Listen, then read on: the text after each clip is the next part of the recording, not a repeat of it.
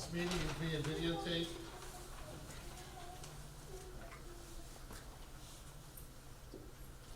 This meeting is being videotaped. Anyone who does not wish to be seen on television may be excused. This will be shown on Comcast Channel 9 every week, Sunday at 9, Wednesday at 7, Friday at 10 p.m., and Saturday at 10 p.m., and will continue until the next meeting. Flag salute. Pledge allegiance To the flag of the United States of America and to the republic for which it stands, one nation, under God, indivisible, with liberty and justice for all. Roll call. Mrs. Doherty? Here. Ms. Pasqualone? Here. Mrs. Williams? Here. Mr. Longfellow? Here. Mr. Perry? Here. Mayor Gatinelli? Here. Mr. Platt? President. Mr. Gossett? Here. Okay, we'll now have a mayoral presentation.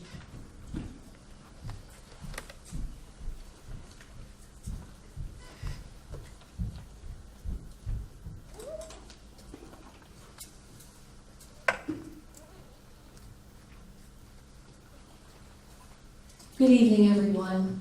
I am here tonight and very proud to present a certificate of appreciation and recognition to one of our very own men in blue. I'm going to ask Officer Joseph Rosen to come up with his family, if you don't mind. I have a little story to tell. About a month ago, I received an email from one of our residents, and he was a little concerned as to what he had seen through his Ring. You have a Ring device on his front door. He was at work and he saw two gentlemen come up to the door, but they weren't, they didn't have any recognition on them, they didn't have certification, they didn't have anything with them, but they were standing at the door with a clipboard. So he couldn't see what they were there for, but he knew that no one was home. With that, he does live in a neighborhood with a few seniors that he was concerned with. With that, he spoke through the Ring, they did not answer, turned their back, walked away, but he was able to give a full description. He saw them go across the street to one of the elderly neighbors. The neighbor opened the door to those young gentlemen. Although nothing came of it at that time, they did hand over a piece of paper which did show that they worked for a company, but they didn't know whether or not it was legitimate. This gentleman had called over to the police department. There was an officer dispatched, which is Officer Rosen, came out to the home and was able to investigate and find out exactly what was happening at that time. He was able to call the company, find out it was a legitimate company, but they were not recognized through the municipal. We do have an ordinance that we had put together about a year and a half ago for no knock. And that's for those businesses that need to be legitimate coming into the town, signing and getting a permit so that they can be recognized for our residents and keep our residents safe. So if not for the quick thinking and finding and recognizing the description and the gentlemen that were in the neighborhood, it could have turned out a little bit differently. I want to thank Officer Rosen for his quick thinking, his dedication. He's been with our force for 7+ years. He is exemplary in everything that he does, and I want to thank you for that. I appreciate that. And I also want to recognize that those folks that are not signed in with that ordinance for the no knock, we would appreciate if you come into the municipal building. If you choose not to have someone coming to the door itself, you can certainly sign up for that and put the sticker on your window. Thank you so much, and I greatly appreciate everything that you do.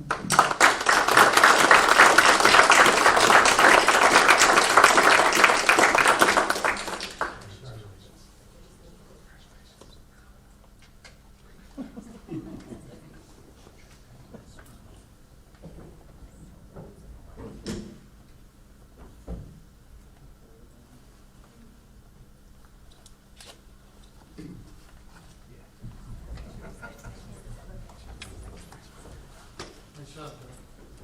Thank you.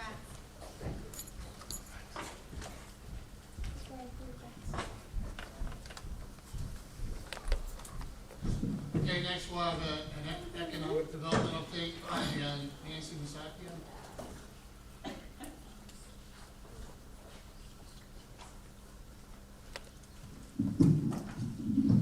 Good evening, and thank you, Mr. Perry. Tonight, as always, I plan to discuss a few highlights of our business progress here at Washington Township. The first quarter of 2020 is shaping up to be an active period for business and development. Here are a few examples. A highway occupancy permit was finally obtained from the state by the developers for the Panda Express development on the Black Horse Pike where DeEva Furniture once stood. The developer is close to obtaining building permits and should commence construction shortly. The development will also house a Jersey Mike's. The tenants are slated to open this year. Last year, a buyer closed on the purchase of a distribution liquor license, which the town sold for over $300,000. The owner of the license is in final negotiations for their new location in almost 6,000 square feet in a vacant space in a shopping center along the Black Horse Pike. The liquor store will also open this year. We are undertaking an active property search for an established brewery interested in locating in approximately 6,000 square feet in Washington Township. The brewery is first to market for us, and its desire is to locate to an existing vacant space, therefore eating up abandoned space. Gennaro's Restaurant, a stalwart in the Collingswood restaurant community, is under construction at Washington Town Square, as is Bison Coffee, a unique coffee concept from Philadelphia. In addition to these great food and drink operators, Access Women's Healthcare, a revolutionary women's health and wellness provider with multiple locations throughout the U.S., has chosen Washington Township for their next office in the successful mixed-use project. Bistro Di Marino, a Collingswood favorite, which opened early this year, has proven to be wildly successful, notably in the same Acme shopping center where Chipotle and First Watch are actively under construction. In addition, the recently sold former Wendy's along the Black Horse Pike will become a seafood concept, and the vacant former Lazy Boy along the pike was sold to a local investor. We are seeing activity in the retrofit of building space, as well as the ground-up development space with multiple meetings on the calendar. Lastly, while retail headwinds remain strong and managing vacancy can seem to be a 2 steps forward and 5 steps back proposition, we will not be deterred in our efforts to promote our town. We continue to be laser focused on our business-friendly mission while keeping up to date on vacancies with property owners, brokers, and interested tenants to fill these vacancies. 2 prime examples. Recent press includes an article on Washington Square Town in a well-respected and widely read commercial real estate trade paper known as Northeast Real Estate News. And tomorrow, I will attend my 9th networking event this month to promote this great town. With that, I turn it back over to Mr. Perry. Thank you, Nancy. Okay, moving on to the minutes. Can I get approval of the regular minutes for February 12th, 2020? Make the motion. Second. Any discussion? Roll call? Dougherty? Yes. Ms. Pasqualone? Yes. Mrs. Williams? Yes. Mr. Longfellow? Yes. Mr. Perry? Yes. Bill list, approval for the bill list for February 26th, 2020. Motion to approve. I'll make that motion. Second. Any discussion? Roll call? Mrs. Dougherty? Yes. Ms. Pasqualone? Yes. Mrs. Williams? Yes. Mr. Longfellow? Yes. Mr. Perry? Yes. Okay, moving on to ordinances. Ordinance 2, 2020. Ordinance to exceed the municipal budget appropriation limits and to establish a cash bank for calendar year 2020. Can I get a motion to open to the public? I'll make that motion. Second. All in favor? Aye. Okay, we're now open to the public for anyone that wishes to speak on this ordinance.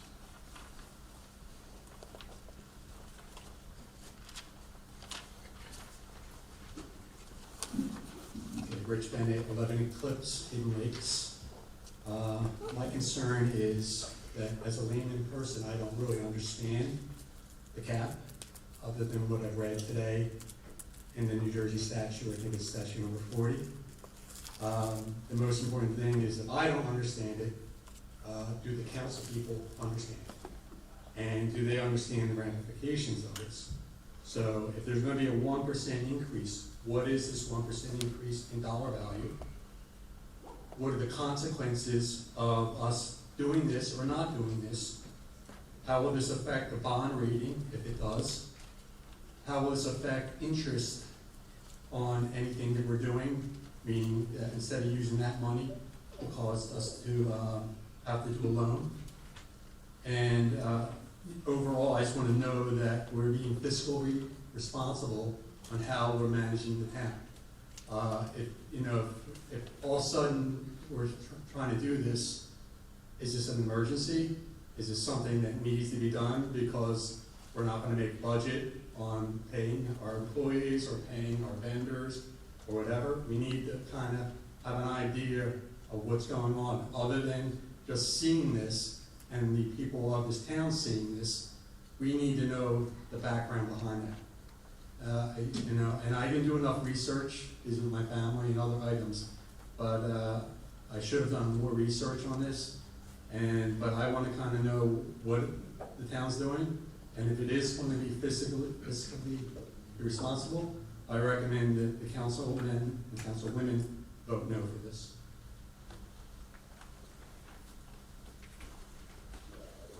Anyone else wish to speak on this? Colette, would you mind getting up and explaining? I'd like to respond to one point of that. Well, hold on a second, let me just close the public portion first, and then. Okay, can I get a Make a motion? motion to close. I'll second. All in favor? Aye. Okay.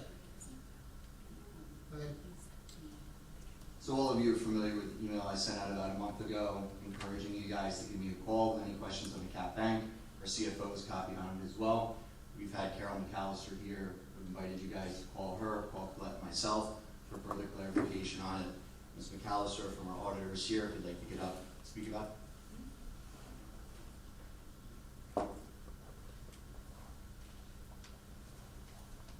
Thank you all for having me here tonight. So just to give you a little bit of background, as Mr. Bennett indicated, the cap law is under statute 40A 4-45. This statute came into effect in 1976. Basically, it is a cap law on the appropriations. So every municipality has a limit that they're allowed to budget on their appropriation side. The law itself allows for an increase of 2.5% over the prior year appropriations, and with an additional increase up to 3.5%, which is this additional 1% based on the COLA rate. So the state allows for every town to increase the total budget appropriations by a maximum of 3.5%. These two things that this cap bank ordinance accomplishes is, again, it allows you to raise your appropriations cap. I just want to note that that does not mean that is the amount you're going to raise your appropriations to. It just gives you the flexibility and the allowance for that amount to be increased over the prior year. Secondly, it allows you the opportunity to bank that cap over the next 2 years. So if you don't have this ordinance, that cap bank is not available to you. What were the other questions? Anything else? Carol, one of the questions that was asked by the resident is whether or not approving this ordinance is fiscally irresponsible, and whether or not it will affect our bond rating and the interest we would have to pay if we had to do any borrowing. Yes, so the answer to that is it is not fiscally irresponsible. I audit municipalities across South Jersey, and everyone passes this ordinance. It's something that's made available by the Division of Local Government Services, and pretty much all towns take advantage of it. It does not affect your interest rate, it does not affect your bond rating. Again, it also doesn't mean the town has to raise the appropriations up to the amount that's being approved. It just gives the flexibility in those areas. And if the town didn't do this and did not have the bank for the next years, what would the consequence of doing that be? What would be one of the downsides of not approving it? What it does is if there is some kind of an emergency or some item, maybe not emergency, but if it restricts the amount of your appropriations inside your caps. So there are exceptions to the cap law. We have within caps and outside of caps. If the town needed to increase the appropriations within the caps, you would not have that ability with that additional bank amount. And it does not affect the levy, it's all on the appropriation side. This does not have a direct Carol, this does not have a direct bearing on the local municipal tax rate. That is correct. It's, And what are the types of things that where a town has, and many towns do this, that doesn't mean that we should do it, but what are the types of things that you've seen where it was prudent to have the bank for those, let's say, unforeseen, because the budget is just, that's a budget, but what are the types of things that you've seen in your experience that the cap is actually allowed those unforeseen appropriations that you need to have? What would it prevent us from doing, for instance? And give us some if you examples. did not have the cap, If you didn't have it. yeah, so it excludes capital purchases, it excludes debt service, basically. If there were increases in electricity costs, or if you had, if we had a snow removal situation, or something that is not within your current budget line item, you may not have the ability to add them to that budget. I'll cite as well the storm of 2015, which we had to output $853,000 for, which was unseen. Also, the Watson Turkey demolition, which we had to take care of, would fall under this also. The CFO and myself handled the bond rating with Moody's under Mayor Gattinelli's administration. That rating was actually increased about a year and a half ago, so there's been no issues with that. And I'd like to remind everybody that under Mayor Gattinelli's administration, there has been no increase in the municipal tax with an expansion of municipal services. I have a question, Carol. If we use the corporation goal, and that could, If the budget includes all of those appropriations, now that's, is not affecting this particular ordinance, it's a separate resolution that's passed with the budget. But if you included, these additional expenditures, certainly. and they're not limited to salaries, or there's not a limit in terms of what categories you use. Correct. Okay, thank you. And of course, the fundamental issue, Carol, if I understand this correctly, is that the ultimate budget is really the province of the mayor delivering the budget and this council approving this budget. So that ultimately is the ultimate control over the use of the cap act, correct? That is correct. All related to the budget document itself. I have no further questions, Mr. Perry. Okay, thank you. Thank you.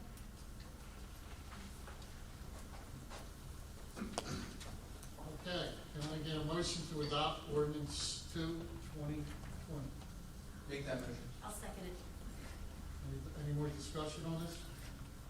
Roll call? Mrs. Doherty? Yes. Ms. Pasqualone? No. Mrs. Williams? Yes. Mr. Longfellow? Yes. Mr. Perry? Yes.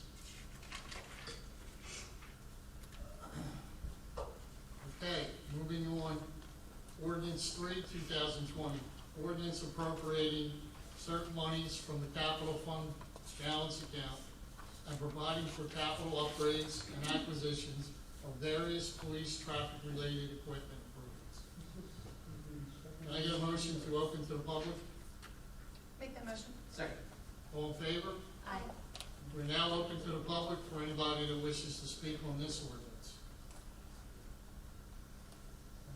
Seeing no one, can I get a motion to close to the public? Make that motion. Second. All in favor? Aye. Can I get a motion to adopt ordinance 3/2020? Make that motion. I'll second. Any discussion on this? Roll call? Mrs. Doherty? Yes. Ms. Pasqualone? Yes. Mrs. Williams? Yes. Mr. Longfellow? Yes. Mr. Perry? Yes. Okay, moving on to resolutions. Following resolutions are by consent agenda and only require a vote for all listed. Each one must be read by title. If any member of the council wishes to have one removed and heard separately, they need to indicate it prior to reading. Anyone let's be pulled on this one? No? Okay, here we go. Resolution 55, resolution authorizing the cancellation of stale dated bank reconciliation items for the Township of Washington Municipal Court bail account. Resolution 56, resolution authorizing the cancellation, of stale dated bank reconciliation items for the Township of Washington Municipal Court General Account. Resolution 57, resolution to execute a grant agreement with the New Jersey Historic Preservation Fund administered by the New Jersey Historic Trust for the George Morgan Jr. Stonehouse. Resolution 58, resolution accepting a performance surety bond inspection escrow and maintenance guarantee for Malcolm LLC. Resolution 59, resolution accepting a safety and stabilization guarantee and engineering inspection escrow for National Energy Partners.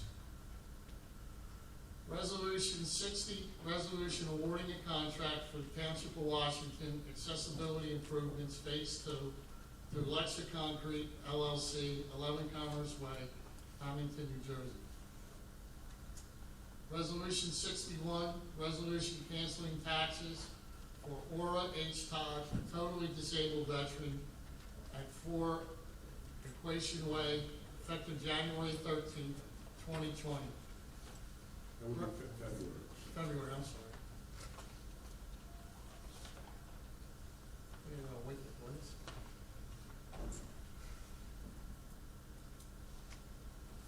There we go. Resolution 62, resolution authorizing refund of tax overpayments. Resolution 63, resolution authorizing the advertisement of requests for proposals for professional services for feasibility study for solid waste and recyclable material collection and disposal. Resolution 64, resolution authorizing change order number 1, final for Washington Township emergency generator improvements. Resolution 65, resolution awarding a contract for additional playground equipment to the Department of Public Works. Can I get a motion to approve resolutions 55 to 65? I'll make that motion. Second? Any discussion on these? Roll call? Mrs. Doherty? Yes. Ms. Pasqualone? Yes. Mrs. Williams? Yes. Mr. Longfellow? Yes. Mr. Perry? Yes. Okay, moving on to old business. Anybody have any old business? Any? Any new business? No new business? No, this is done. Reports? Your reports at this time. Done. Nothing there. No.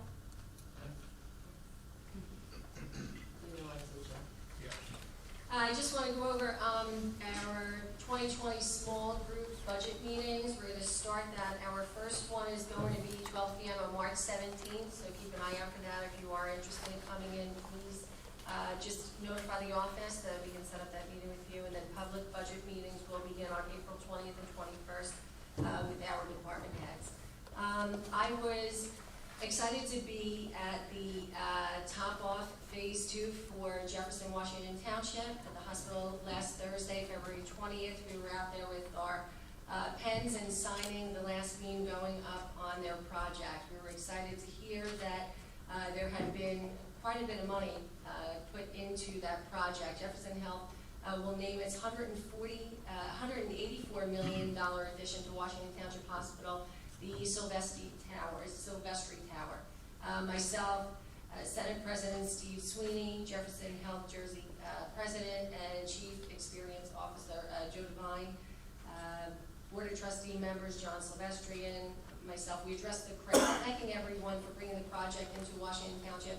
It is definitely something that is needed in our area and opening up this new project. So I can't wait for the completion of that. Read Across America starts this week, so I'll be out Friday with Council President Joe Perry at Whitman Elementary School to kick off the Read Across America. And I just want to make everybody aware of our Washington Township One app. If you haven't done so already, there's a lot of useful information in there, contact information, any complaints, concerns that you have throughout the town, please, you can text it through that app itself. If you're unfamiliar with it, just go onto our website, townshipnewjersey.com, and they'll be able to help you with that. And as always, you can always stop in, and we can help you do that as well. Thank you. I got a reminder that all dogs must be licensed. Visit the clerk's office for details. There will be a free rabies clinic to be held on Saturday, March 7th, from 9:30 a.m. to 11:30 a.m. at the Public Works Garage. They're looking for volunteers. If you can help, come fill out the forms. You don't have to give the dogs the needles. You just got to fill out the paperwork. The community garden, they're accepting applications for the community gardens in Washington Lake Park. Plots are $15. First come, first serve. So they're going fast, right, Leon? Yes. And just a reminder that on Sunday, March 8th, you have to, well, you're actually going to do it late Saturday night. Move your clocks ahead 1 hour, so we're springing forward. That's it. Joe, just like to make a report as well. So I'm happy to report to council, we're going into our third year of the Washington Township Uber Safe Lives program. It's a program that Mayor Gattinelli had brought 2 years ago to Washington Township. Over the last year, there's been 148 usages of the program. It's 148 potential to save lives and avoid DWI accidents. Consistently over the last 2 years, in township residents, the DWIs have gone down 12.5%, which is pretty impressive. And all of this is funded and put together with non-taxpayer dollars through donations we put together with local businesses. So good things. Thank you. Anybody else, anything? Last minute came to my mind, I forgot to talk about it. All right, moving on to public participation. Please follow the public decorum posted, which has been attached to the public agenda, and limit your comments to 5 minutes. Once you have completed your comments or questions, please take a seat. I will then ask if any member of the governing body or the designee wishes to address their questions or comments. Can I get a motion to open to the public? I'll make that motion. Second. All in favor? Aye. Okay, we are now open to the public.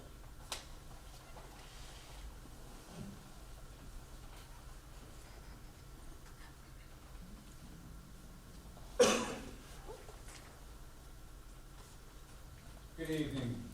My name is Mark Cheeseman, resident of Washington Township, actually since September 2019. I'm a Glassboro transplant and happy to be here. I had sent in a resolution asking Washington Township to join 6 other counties and 33 other townships in participating in being a pro-Second Amendment friendly township.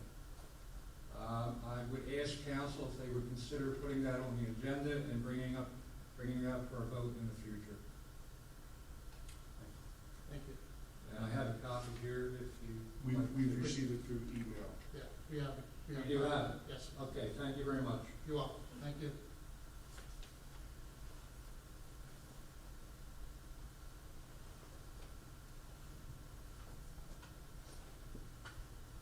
Good evening, folks. My name's Anthony Bogan. I'm actually from Monroe Township, but I'm here to support Mark and the rest of the citizens of your township. I don't know if you guys are aware, but there are several gun laws on the books up in Trenton that's going to adversely affect the law-abiding citizens of this state. They range anywhere from having insurance on your firearms that you can't purchase in the state, all the way up to red flag laws. These resolutions do not change any of the law. However, they will give the citizens a voice when it comes to litigation up in Trenton. And we would appreciate your support in honoring the resolution. Just like when you guys were soliciting us to vote for you, we're asking you, the council, and the mayor for your support in this. Thank you. Thank you. Thank you.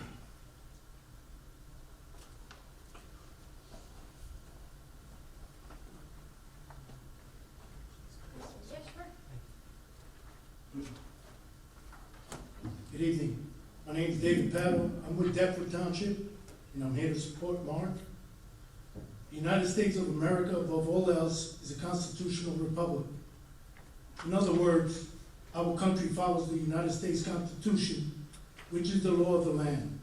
Yes, we do have a democracy, in which we, the people, get to vote for our elected officials. You, the Constitution of the United States, document, excuse me, which you all raised your right hand to God because your left hand was on the Bible, is sworn oath to a document whose premises regularly are under attack. Unfortunately, it's begin attack by the very people who are sworn to abide by it, especially when it comes to the Second Amendment. When our elected officials ignore the cry for help by the people, what do you think will happen next? Especially in trying times like today, our state of New Jersey is a sanctuary state. Our state government has turned a blind eye to its people, and our cries fall upon deaf ears, but not to those who enter our country and state illegally. Yet they unarm and restrict we the people by the flagrant and utter disrespect of our Constitution and to the people of New Jersey.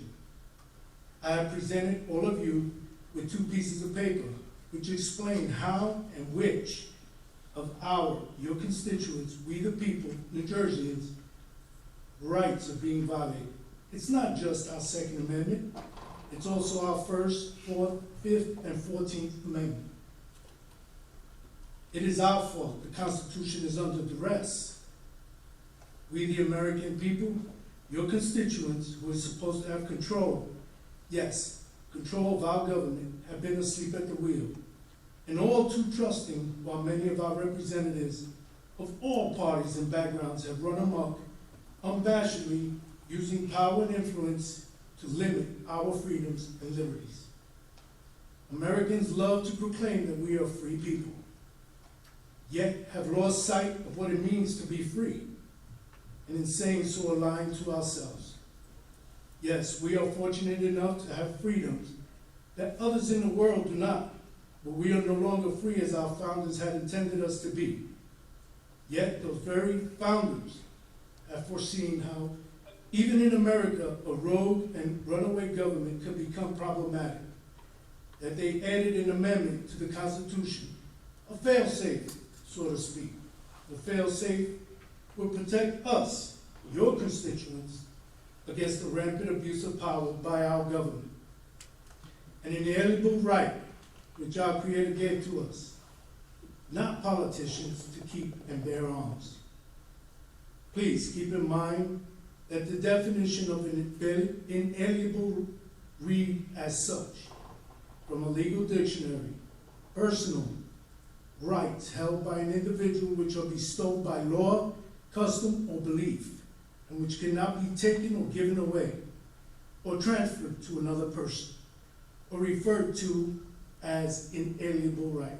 The U.S. Constitution recognizes that certain universal rights cannot be taken away by legislation. David, I don't mean to cut you off, we're trying to get 5 minutes, and your 5 minutes is up. Thank you. Thank you very much. Anyone in the public wish to speak? Seeing no one, can I make a motion to close to the public? Raise your hand, I can't see it.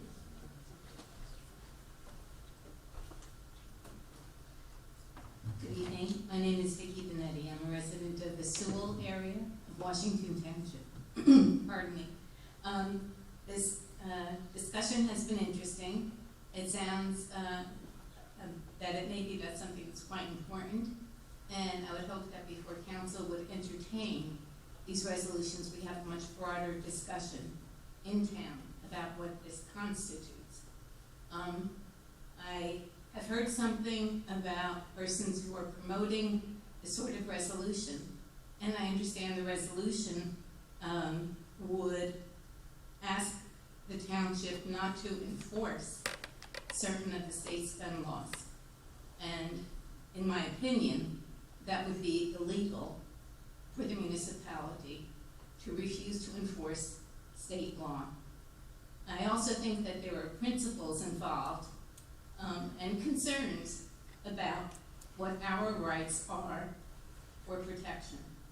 And so I would hope that there would be a much broader discussion before such a resolution is entertained. Thank you. Thank you.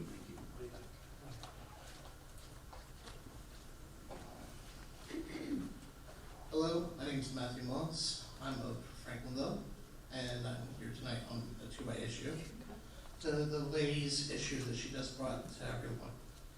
In our resolution, there is no dismantlement of law. Everyone is held to it still. Nothing is being unenforced. Everyone's accountable. It's specifically mentioned in the resolution that everyone was sentenced. So that said, Thank you.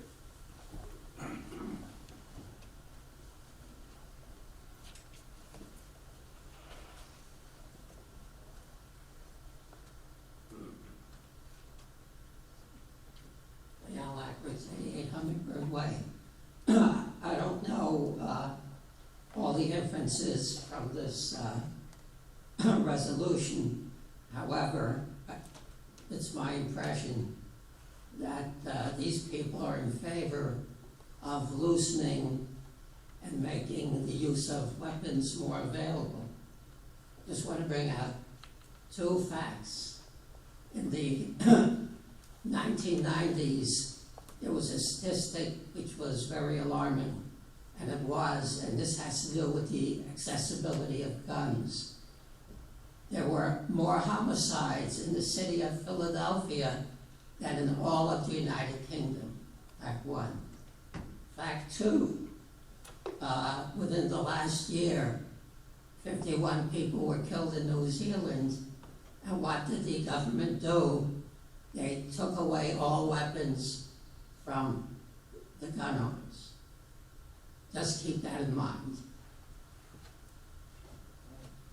Thank you, Leon. Anyone else wish to speak? We only get one time up, sir.